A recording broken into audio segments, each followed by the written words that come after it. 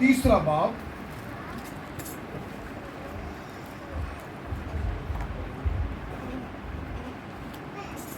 اور اس کی پہلی آیت سے لے کر 11ویں آیت تک ہم پڑھیں گے۔ اعمال کی کتاب اس کا 3 باب اور اس کی پہلی آیت سے لے کر 11ویں آیت تک کلام مقدس میں اس طرح سے لکھا ہے، غور سے سنیے۔ پترس اور یوحنا دعا کے وقت یعنی تیسرے پہر ہیکل کو جا رہے تھے، اور لوگ ایک جنم کے لنگڑے کو لا رہے تھے، جس کو ہر روز ہیکل کے اس دروازے پر بٹھا دیتے تھے جو خوبصورت کہلاتا ہے، تاکہ ہیکل میں جانے والوں سے بھیک مانگے۔ جب اس نے پترس اور یوحنا کو ہیکل میں جاتے دیکھا تو ان سے بھیک مانگی۔ پترس اور یوحنا نے اس پر غور سے نظر کی، اور پترس نے کہا، ہماری طرف دیکھ۔ وہ ان سے کچھ ملنے کی امید پر ان کی طرف متوجہ ہوا۔ پترس نے کہا، چاندی سونا تو میرے پاس ہے نہیں، مگر جو میرے پاس ہے وہ تجھے دیتا ہوں۔ یسوع مسیح ناصری کے نام سے چل پھر۔ اور اس کا دہنا ہاتھ پکڑ کر اس کو اٹھایا، اور اسی دم اس کے پاؤں اور ٹخنے مضبوط ہو گئے، اور وہ کود کر کھڑا ہو گیا اور چلنے پھرنے لگا، اور چلتا اور کودتا اور خدا کی حمد کرتا ہوا ان کے ساتھ ہیکل میں گیا، اور سب لوگوں نے اسے چلتے پھرتے اور خدا کی حمد کرتے دیکھ کر اس کو پہچانا کہ یہ وہی ہے جو ہیکل کے خوبصورت دروازے پر بیٹھا بھیک مانگا کرتا تھا، اور اس ماجرے سے جو اس پر واقع ہوا تھا بہت دنگ اور حیران ہوئے۔ جب وہ پترس اور یوحنا کو پکڑے ہوئے تھا تو سب لوگ بہت حیران ہوئے، حیران ہو کر اس برآمدے کی طرف جو سلیمان کا کہلاتا ہے ان کے پاس دوڑے آئے۔ کلام مقدس کے پڑھے اور سنے جانے پر اس کی برکت۔ آمین آمین۔ مقدس یوحنا رسول کی معرفت لکھی گئی انجیل اس کا 10واں باب اور اس کی 10ویں آیت میں لکھا، بڑی مشہور زبانی لوگ کو یاد ہے کہ چور نہیں آتا مگر چرانے اور مار ڈالنے اور ہلاک کرنے کو میں یسوع اس لیے آیا کہ لوگ کہ تم زندگی پاؤ اور کثرت کی زندگی، ٹھیک ہے، زندگی اور کثرت کی زندگی۔ تو اس میں 2 چیزیں انوالو ہیں۔ جب کثرت کی زندگی کی بات ہوتی ہے تو اس میں 2 چیزیں انوالو ہیں، شامل ہوتی ہیں۔ ایک روحانی زندگی کہ پوری طرح خداوند یسوع کے تابع داری اور فرما برداری میں زندگی، اور اس کی قربت اور اس کی نزدیکی میں زندگی، اور کلام کے مطابق زندگی، یعنی روحانی زندگی، اور دوسری جسمانی زندگی. جسمانی کون سی؟ جس میں زندگی کی تمام تر آسائشیں، تمام تر برکتیں، آسمانی بھی اور زمینی بھی اس میں شامل ہیں. اس کا ہرگز یہ مطلب نہیں ہے کہ یسوع نے یہ کہا کہ آسمان پر اپنا خزانہ جمع کرو، زمین پر جمع کرنے کی ضرورت نہیں ہے. ٹھیک ہے، تو جو کچھ زمین میں یا زمین پر کرو گے اس کے نتیجے میں آسمان پر خزانہ جمع ہوگا. کوئی ڈائریکٹلی کوئی یہاں سے ایزی پیسہ کرا کے یا کوئی بینک میں یا جائز کا ایسے خزانہ جمع نہیں ہوگا وہاں پر. جو کچھ آپ زمین پر کریں گے، جو کچھ آپ اچھے کام زمین پر کریں گے، آپ بھوکے کو کھانا کھلائیں گے، آپ ننگے کو کپڑے پہنائیں گے، آپ قیدی کی خبر لیں گے، آپ جو پیاسا ہے اس کو پانی پلائیں گے. ٹھیک ہے، تو آپ کا خزانہ جو ہے وہ اوپر کیا ہوتا جائے گا؟ یہ خزانہ ہے. ٹھیک ہے، اس کے نتیجے میں خزانہ جو ہے وہ جمع ہوگا. آج اب ہم بات کر رہے ہیں اعمال کی کتاب سے. اعمال کی کتاب، میں کہتا ہوں اعمال کی کتاب کمال کی کتاب. ٹھیک ہے، اعمال کی کتاب کمال کی کتاب. اگر ہم اعمال کی کتاب کا مطالعہ درست طریقے سے اور روح القدس کی معموری میں، کیونکہ یہاں پر روح القدس ہمیں چلتا پھرتا نظر آتا ہے، کلیسیاں قائم کرتا ہوا نظر آتا ہے، شاگرد سازی کرتے ہوئے نظر آتا ہے، اور رہنماؤں کی تربیت اور ان کو تیار کرتا ہوا ہمیں نظر آتا ہے. اس لیے اعمال کی کتاب کیا ہے؟ اعمال کی کتاب ہے، جس میں ہمیں یہ ایک بہت ہی مشہور اور معروف معجزہ اور واقعہ جو کتاب مقدس میں اعمال کی کتاب میں لکھا ہے وقوع پذیر ہوا، اس کے بارے میں ہم آج سمجھیں گے اور جانیں گے کہ پطرس اور یوحنا، یسوع کے دو شاگرد، جنہوں نے یسوع کو دیکھا، یسوع کو چھوا، اس کے ساتھ رہے اور اس کے کلام کو سنا، اس کے حکم کو، ارشاد اعظم کو لیا، اور اب وہ خدمت کرنے کے لیے نکل پڑے ہوئے ہیں. اور پطرس اور یوحنا دعا کے وقت، ٹھیک، تو جب ہم دعا کے وقت کی بات ہم کرتے ہیں تو یہ صبح 9 بجے کا وقت ہوتا ہے دعا کا، دوپہر کو 12 بجے ہوتا ہے دعا کا، پہر 3 بجے اور آگے 6 بجے، اور اس سے آنورڈ، کیونکہ 8 پہر میں وہ ہر پہر میں دعا کرتے ہیں. اور یہ 3 بجے کا وقت ہے. کتنے بجے کا؟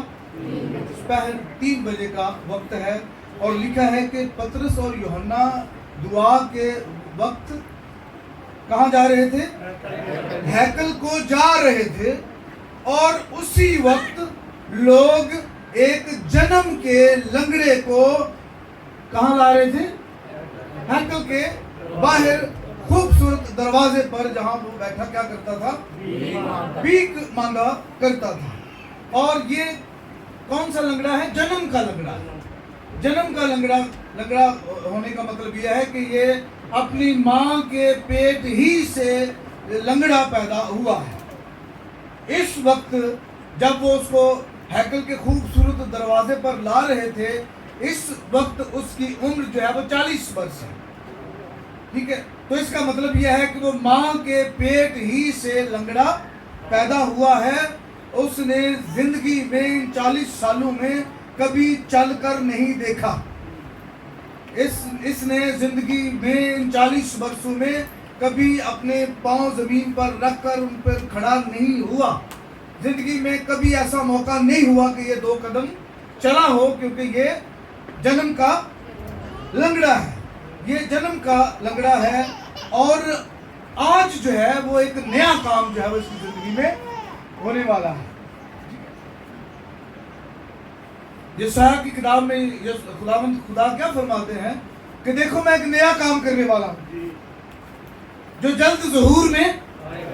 تو یہ اس کو ہیکل میں لا رہے ہیں، تو خدا آج ایک اس کی زندگی میں نیا کام کرنے والا ہے. اس کو نہیں پتا، اس نے اس کی توقع نہیں کی.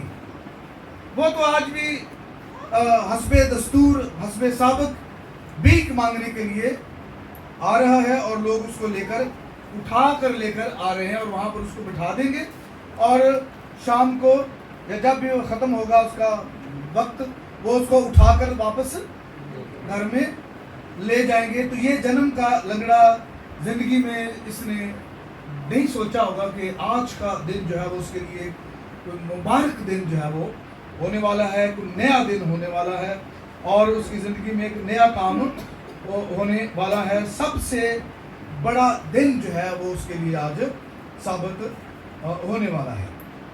یہ خوبصورت دروازے، ہیکل کے اور بھی دروازے تھے، لیکن یہ یہاں پر بیٹھتا تھا، خوبصورت دروازے کے سامنے بیٹھتا تھا۔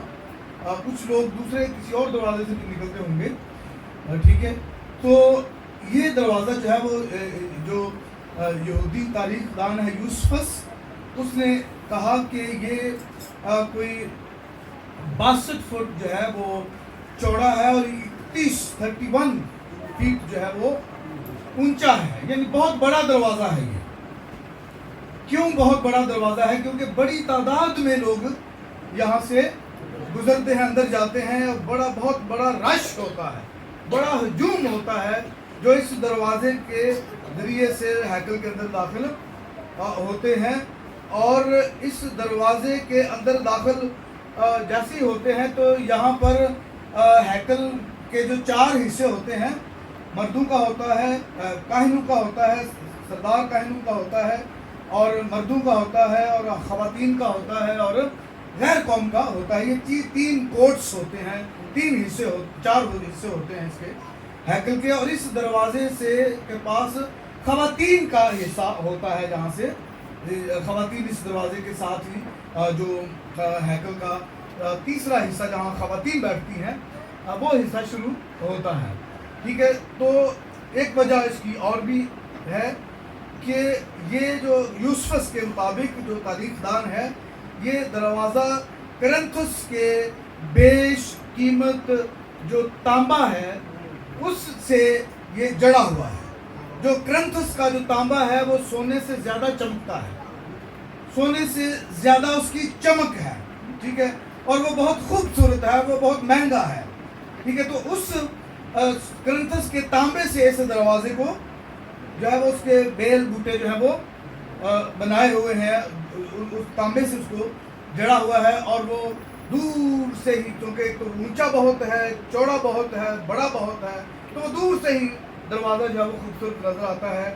تو اس لیے یہ بھیک مانگنے والے کو، جنم کے لنگڑے کو اس دروازے پر لا کر بٹھاتے تھے، کیونکہ بڑی تعداد میں، دیکھیں صبح کے وقت بھی لوگ دعا کرنے کے لیے آتے تھے، لیکن بہت کم، کیونکہ صبح کے وقت لوگ جاتے ہیں جابس پر، نوکریوں پر، کاروبار پر، کھیتوں میں، ٹھیک ہے۔ تو اتنی تعداد میں لوگ ہیکل میں نہیں آتے دعا کے لیے۔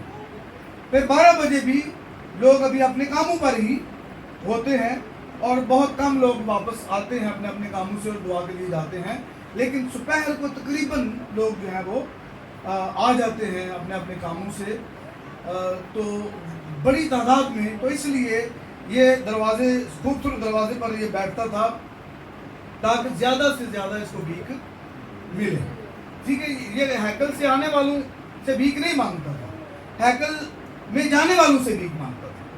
تو اس کا مطلب ہے ایک تانتا بندہ رہتا تھا، ہیکل میں آنے والے لوگوں کا ایک ہجوم جو ہے وہ رہتا تھا۔ تو یہ جانے والے جو ہیں وہ ظاہر اپنا ہدیہ یا پیسے کچھ لے کر آتے تھے، تو آتے ہوئے وہ ڈال لاتے تھے، تو اس لیے وہ آنے والوں سے بھیک نہیں مانگتا تھا، جانے والوں سے بھیک مانگتا تھا جو ہیکل میں جاتے تھے۔ تو جب وہ ہیکل میں جا رہا ہے تو پترس جو ہے اور یوحنا ہے جو اس کے آگے سے گزرتے ہیں، تو وہ ان کو آواز لگاتا ہے اور ان سے بھیک مانگتا ہے،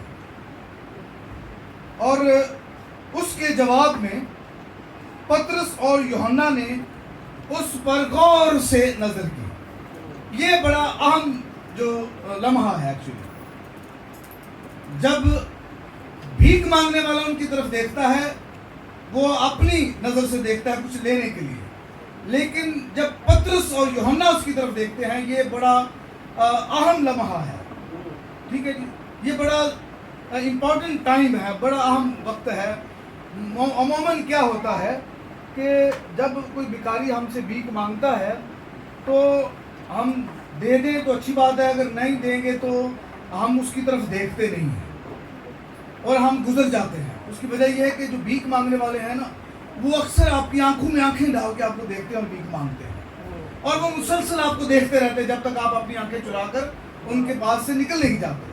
وہ مسلسل دیکھتے رہتے ہیں جب تک آپ ان کو دے نہیں دیتے یا پھر آپ آنکھیں چرا کر ان کے پاس سے گزر نہیں جاتے، تب تک وہ آپ کی طرف دیکھتے رہتے ہیں.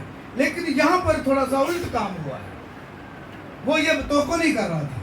پطرس اور یوحنا نے، اس نے جب بھیک مانگی تو پطرس اور یوحنا نے اس کو غور سے دیکھا. ٹھیک ہے، کیسے دیکھا؟ غور سے دیکھا. غور سے کتنا غور سے دیکھا کہ اس کے پاؤں سے لے کر، ٹخنوں سے لے کر، ٹانگوں سے لے کر اس کے جسم کے سارے حصوں کو، سر تک اس کو دیکھا غور سے.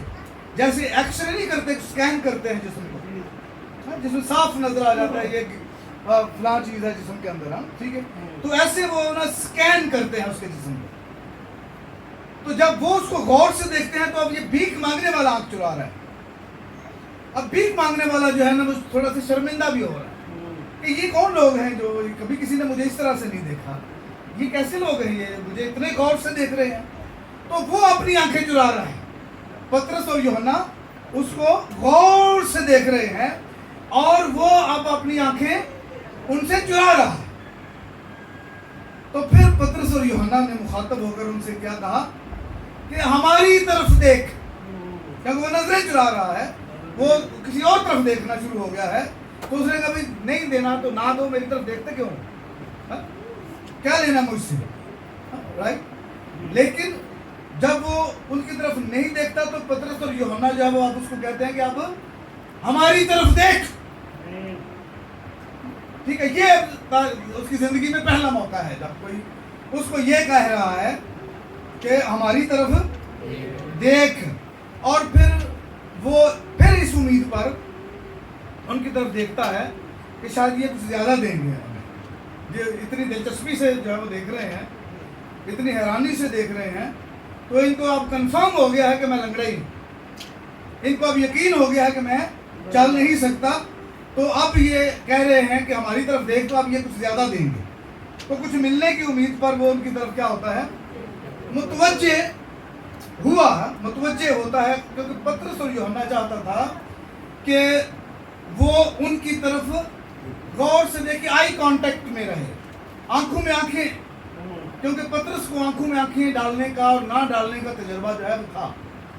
ٹھیک ہے، جب وہ کشتی سے نکل کر پانی پر چل رہا تھا تو جب تک وہ یسوع کو دیکھتا رہا، اس کی آنکھوں میں آنکھیں ڈال کے دیکھتا رہا، تب تک وہ پانی پر چلتا رہا. جیسے ہی اس کی آنکھیں یسوع کی آنکھوں سے اوجھل ہوئی یا پرے ہوئی تو وہ پانی میں، تو اس کو پتا تھا کہ آئی کانٹیکٹ کا مطلب کیا ہوتا ہے. ٹھیک ہے، تو وہ اس کے ساتھ اس کو کہتا ہے کہ ہماری طرف دیکھ، فل آئی کانٹیکٹ.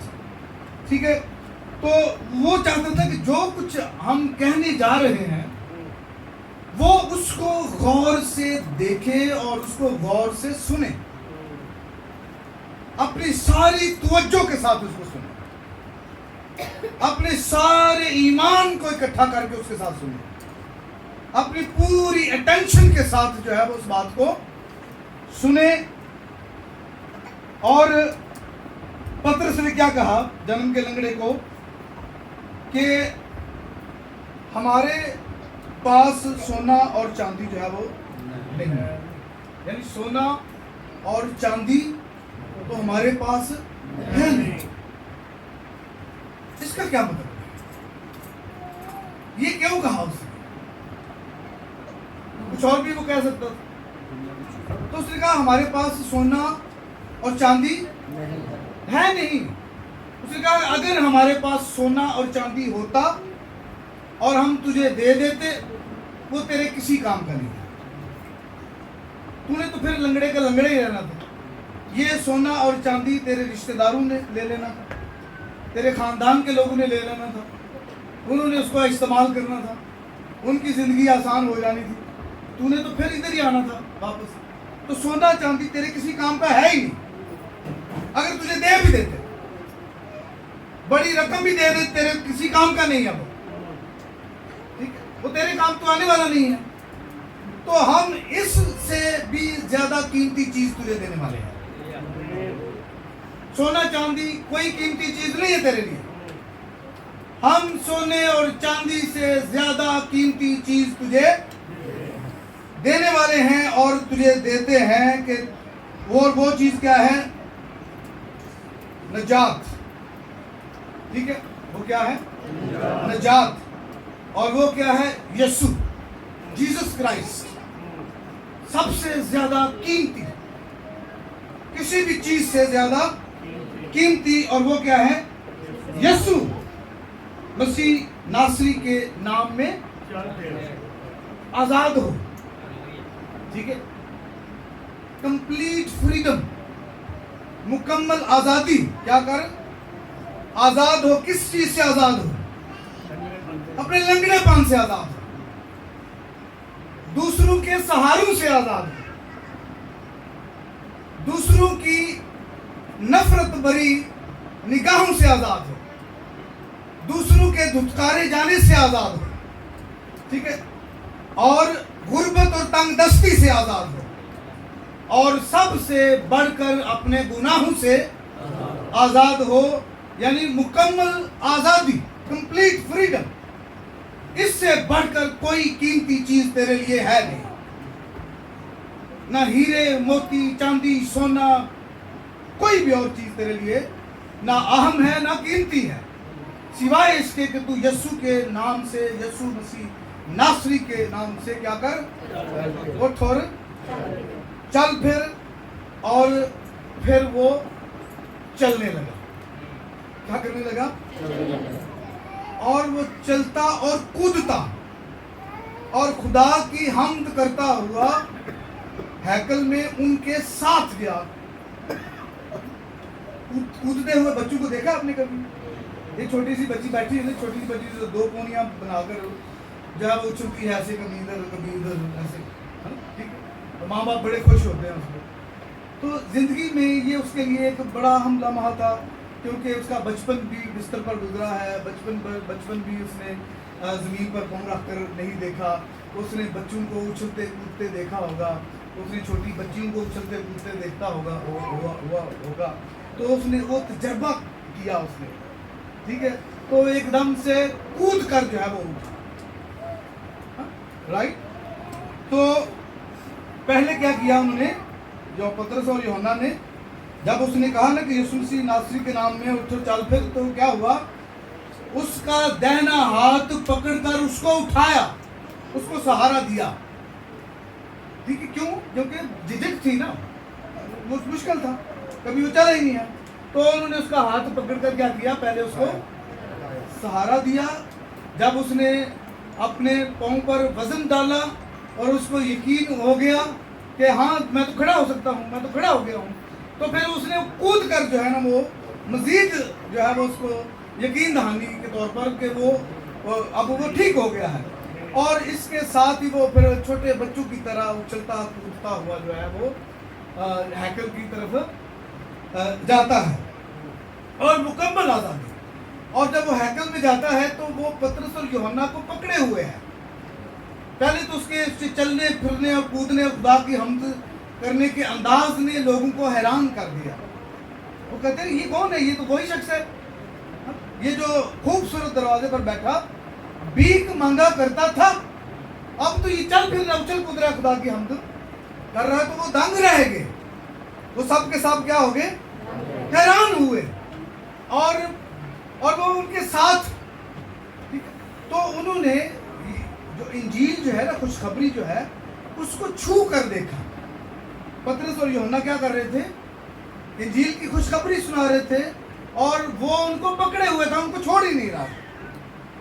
कलाम में क्या लिखा है कि जब वो पतरस और यूहन्ना को पकड़े हुए था, तो कैसे पकड़े हुए था? हो सकता है वो उनके दरमियान में खड़ा होकर दोनों के हाथ पकड़ के खड़ा हो, है ना, ठीक है, या दोनों के कंधों पर हाथ रख कर खड़ा हो। तो वो उनको दोनों को पकड़े हुए थे और पता नहीं वो किस अंदाज से, शुक्रगुजारी के अंदाज में वो जो है वो हैकल में गीत गा रहा था, शुक्रगुजारी कर रहा था। تو یہ کیا تھی؟ اس کو ملی کثرت کی زندگی. کون سی زندگی؟ ابنڈنٹ لائف، کثرت کی زندگی، جس میں جسمانی برکت کہ اب اسے کبھی مانگنے کی ضرورت نہیں پڑے گی. اب وہ کوئی جاب کرے گا یا کوئی نوکری کرے گا یا کوئی مزدوری کرے گا، کھیتی باڑی کرے گا یا کوئی کاروبار کرے گا، کوئی بزنس کرے گا، تو یہ جسمانی اس کے ساتھ ساتھ اس کی زندگی میں ایک اور بہت بڑی بیداری آئی. وہ ٹھیک ہو کر گھر کو نہیں بھاگا، وہ ٹھیک ہے نا چلنے پھرنے کے ساتھ گھر کو نہیں بھاگا، میں جاؤں اپنے والدین کو بتاؤں، اپنے رشتہ داروں کو بتاؤں، ان کو خوشخبری دوں، دیکھو میں چلتا پھر رہا ہوں، چلنے پھرنے لگا ہوں. نہیں، وہ کہاں گیا ہے؟ ہیکل میں گیا ہے. کہ یہ لوگ جو کون لوگ ہیں، میں ذرا دیکھنا چاہتا ہوں یہ لوگ کون ہیں جو ادھر سے آئے ہیں اور ادھر کو جا رہے ہیں. تو وہ انہی کے ساتھ چل پڑا اور اس کی زندگی میں کیا کرتا ہوا گیا؟ حمد کرتا ہوا، حمد کے گیت گاتا ہوا گیا، زبور نمبر 22 گاتا ہوا گیا. ٹھیک ہے، زبور نمبر 122 گاتا ہوا گیا، آؤ یہوہ دے. ٹھیک ہے، تو وہ یہ گاتا ہوا جا رہا تھا، حمد کرتا ہوا تھا. تو یہ اس کی زندگی میں دو چیزیں وقوع پذیر ہوئی، ایک جسمانی برکت اور ایک روحانی بیداری اور روحانی برکت، یعنی ابنڈنٹ لائف. اور میں اس معجزے کو، میں اس جو شفا کا جو معجزہ ہے، میں اس کو اپنی قوم، اپنی کمیونٹی کے ساتھ عموماً اس کا موازنہ کرتا ہوں. تھوڑی دیر کے لیے ذرا اپنے آپ کو ذرا تھوڑا سا تصور کریں کہ ہمارا حال جو ہے بھی اس جنم کے لنگڑے سے کوئی مختلف نہیں ہے. ذرا سوچیں ذرا اس بات کو. میں جہاں بھی جاتا ہوں میں یہ ریئلائز کروانے کی کوشش کرتا ہوں کہ جب تک آپ اپنے پاؤں پر کھڑے نہیں ہوں گے، آپ کبھی بھی زندگی میں آگے نہیں بڑھ سکتے، ترقی نہیں کر سکتے. تو 76 سالوں سے ہمارا بھی کوئی پرسان حال نہیں ہے، ہمارا حال بھی بالکل اسی طرح سے ہی ہے. ٹھیک ہے، کوئی ہمیں اٹھا کر نہ کسی جگہ پر لا کر رکھ دیتا ہے. ٹھیک ہے، ادھر بیٹھ جاؤ، ادھر بیٹھ کے تو کمپیوٹر پہ بیٹھ جاؤ، ٹھیک ہے نا، اور گوگل کھول لو اور ڈونر تلاش کرنا شروع کر دو، گوروں کو تلاش کرنا شروع کر دو، ہے نا. ٹھیک ہے، بھیک مانگنا شروع کر دو. تو ہم 76 سالوں سے کیا کر رہے ہیں؟ بھیک مانگ رہے ہیں. ٹھیک ہے، کبھی کوئی گورا آگے کچھ دے کے چلا جاتا ہے، کبھی کوئی گورا آگے کچھ دے کر چلا جاتا ہے. کہ کبھی کسی گورے نے آپ کو آ کر یہ نہیں کہا کہ اٹھ یسوع مسیح ناصری کے نام میں چل پھر، اپنے پاؤں پر کھڑے ہو، خود اپنی جو ہے وہ قدموں پر کھڑے ہو کر اپنی زندگی بسر کرو. ٹھیک ہے، تو ہم کون سے کو لوگ ہیں؟ ہم بھی اسی جنم کے لنگڑے والے کی صورتحال میں سے گزرنے والے لوگ ہیں. 430 سالوں سے غلامی میں جھکڑی ہوئی اور لنگڑی اور اپاہج قوم کو موسیٰ نے کہا، کیا کہا موسیٰ نے؟ کہ میں جو ہوں سو ہوں کے نام میں اٹھ اور چل پھر. ٹھیک ہے، اس نے کہا کون ہے تو، کس نے تجھے بھیجا؟ اس نے کہا جی میں جو ہوں سو ہوں نے مجھے تمہارے پاس بھیجا ہے، تمہیں یہ نوید سناؤں، تمہیں یہ خوشخبری دوں کہ یہوہ کے نام سے اٹھ اور چل پھر. اور یہ 430 سالوں سے بیڑیوں میں جھکڑی اور لنگڑی اور اپاہج قوم جو ہے وہ کھڑی ہو جاتی ہے، اور 10ویں آفت کے بعد پیکنگ کر کے، بیلٹ باندھ کر، ساری اپنے بدنوں پر رکھ کر بوجھ، یہ وہ آخری فسا کھاتے ہیں، وہ فسا کا برہ کھا کر وہ وہاں سے نکلتے ہیں اور اپنے قدموں پر چل کر بحر کلزم کو پار کرتے ہیں. کس کے کہنے پر؟ موسیٰ کے کہنے پر. اور یسایہ کی کتاب میں لکھا ہے، کیا کسی نے ایسی بات سنی ہے؟ کیا کبھی کسی نے ایسی بات سنی ہے؟ 68 چیپٹر ورس 8، 68 باب اس کی 6 آیت، ذرا اس کو دیکھیں یسایہ کی. کیا کبھی ایسی بات کسی نے کہی ہے؟ کیا کبھی ایسی بات کسی نے سنی ہے؟ کیا کبھی ایسا ہوا ہے کہ ایک ہی دن میں کوئی قوم جو ہے وہ تیار ہو جائے, بن جائے. تو یہ پورے مصر میں بکھری ہوئی قوم, جشن کے علاقے میں صرف 72 جانیں آئی تھیں, یاد ہے آپ کو؟ ٹھیک ہے. اور جب یہ نکلے ہیں تو 6 لاکھ صرف مرد, عورتیں اور بچے جو ہیں وہ اس میں شامل نہیں ہیں. تو اس کا مطلب یہ 15 سے 20 لاکھ لوگوں کا ایک بڑا ہجوم, ایک بڑا امبو, ایک بڑی قوم جو ہے وہ ایک ہی دن میں, ایک ہی وشل میں جو ہے وہ, ایک ہی ٹرمپٹ میں وہ وہاں سے نکلتی ہے اور ایک قوم کے طور پر دریائے کلزم جو ہے, بحر کلزم جو ہے وہ پار کرتی ہے. کس نے کہا ان کو؟ موسیٰ نے, کہ میں جو ہوں سو ہوں کے نام میں اٹھ اور چل پھر. ان کو کوئی کہنے والا تھا, اس قوم کو کوئی کہنے والا تھا, رائٹ. اور پھر ہم دیکھتے ہیں کہ خدا جو ہے وہ کمزور ہاتھوں کو کیا دیتا ہے؟ زور دیتا ہے, اور ناتواں گھٹنوں کو توانائی دیتا ہے. اور یسایہ 6 باب اس کی 35ویں آیت میں لکھا ہے کہ لنگڑے ہرنوں کی طرح چوکڑیاں بھریں گے.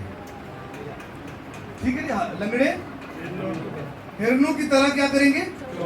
چوکڑیاں بھریں گے. جب وہ ہرنی جو ہے وہ مستی میں آتی ہے نا تو وہ چوکڑیاں بھرتی ہے, وہ اچھلتی کودتی ہے. دیکھا آپ نے اس جنم کے لنگڑے کو, وہ چوکڑیاں بھر رہا تھا. اور بنی اسرائیل جب مصر سے نکلے تو وہ چوکڑیاں بھر رہے تھے, وہ کیونکہ بھیڑیاں کھل گئی ان کی, اپاہج پن ان کا جاتا رہا, اور وہ چوکڑیاں بھرتے ہوئے بحر کلزم کو پار کرتے ہیں. اور ہم خدا کی کتاب میں دیکھتے ہیں جدعون نامی ایک ڈرا ہوا سہما ہوا نوجوان جو ہے وہ اپنے باپ کے کولو میں چھپا ہوا گیہوں جاڑ رہا ہے, اور بڑا چھپا ہوا ہے. سانس بھی شاید بڑا آہستہ سے لے رہا ہے, میری آواز باہر نہ نکلے, کوئی آگے جو کچھ میرے پاس ہے وہ بھی چھین کر لینا جائے. تو اس وقت خدا کا فرشتہ جو ہے وہ اس کے پاس آتا ہے اور اس کے ساتھ مخاطب ہوتا ہے. کس نام سے؟ اے زبردست سورما, خداوند تیرے ساتھ ہے. اے زبردست سورما, خداوند تیرے ساتھ ہے. اور اس بات سے اسے کچھ خوشی نہیں ہوئی, وہ احتجاج کرتا ہے. ٹھیک ہے, ہم نے کتنے احتجاج کیے ہیں یہاں پر جب کالونیوں کے اٹھائے جانے کی خبر جو ہے وہ آئی, تو کتنی پاپولر کانفرنسز ہوئی ہیں. ٹھیک ہے, رائٹ. تو یہ احتجاج کرتا ہے. کون؟ جدعون. کیا احتجاج کرتا ہے؟ کہ ہم پر جو دن رات یہ حادثے گزرتے ہیں وہ خدا کے عجیب کام کہاں گئے؟ خدا نے تو ہمیں چھوڑ دیا ہے, اور تو مجھے کہہ رہے کہ خدا میں تیرے ساتھ ہے. مدیانی لوگ آتے ہیں, ہم فصلیں اگاتے ہیں, وہ فصلیں اجاڑ کر لے جاتے ہیں, ہم تیار کرتے ہیں وہ لے جاتے ہیں, ہماری بچیاں جوان ہوتی ہیں ان کو اٹھا کر لے جاتے ہیں, ہمارے لوگوں کو قتل کر دیتے ہیں, ہمارا سونا چاندی جو کچھ ہم جمع کرتے ہیں وہ سب کچھ لے جاتے ہیں. کیسے خدا ہمارے ساتھ ہے؟ تو وہ خدا کے فرشتے کے ساتھ بلند آواز سے, اونچی آواز سے اور بڑے تلخ لہجے میں بات کرتا ہے, اور بڑے بلند آواز سے بات کرتا ہے. تو فرشتہ کیا کہتا ہے اس کو کہ میرے آگے اکڑنے کی کیا ضرورت ہے, میرے آگے بولنے کی کیا ضرورت ہے؟ اسی زور میں جا اور اپنی قوم کو, اپنی نیشن کو مدیانیوں سے آزاد کروا. یہ زور ادھر جا کے استعمال کر, میرے آگے کیوں زور استعمال کر رہا ہے؟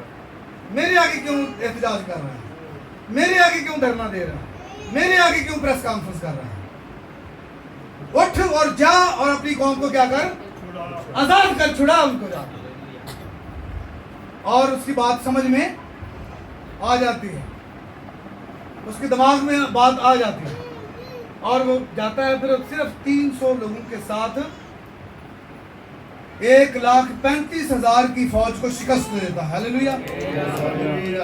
1,35,000 کی فوج کو, ایک بہت بڑی فوج کو, آپ سے اپنے سے کئی گنا زیادہ فوج کو شکست دیتا ہے. اور ان کو شکست دے کر آ کر اپنی قوم کو کہتا ہے کہ اٹھ اور چل پھر.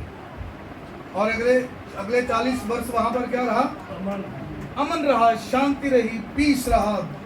ठीक है, कोई किसी की जरूरत नहीं थी कि वो कोई आकर वहां पर हमलावर होता। और यही हाल जब जाति जूलियत आता था तो पूरी इसराइल की जो है फौज और बड़े बड़े जंगजू और बड़े बड़े कादावर लोग वहाँ उसके सामने बैठे होते थे और उसकी गालियाँ सुन रहे होते थे। वो सुबह निकलता था तो वो खूब उनकी बेइज्जती करता था, उनकी तजलील करता था, उनको बेइज्जत करता था, ना सिर्फ उनको, उनकी फौजों को और खुदा की भी, कि ये किस मबूद की इबादत करते हैं जो इनको छुड़ाने नहीं आ रहा, जो इनको निजात देने के लिए नहीं आ रहा।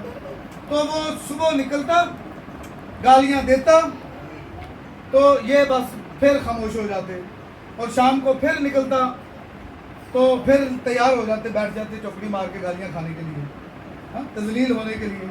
खा के तो रात भर सोते, सुबह उठ के नाश्ता करते, मुँह शुद्ध होके तो फिर आराम से बैठ जाते सुनने के लिए गालियाँ। अगली सुबह वो 40 दिन सुबह और शाम जो है उनको गालियाँ देता। कितनी अजीब बात। तो ये कौम क्या थी, क्या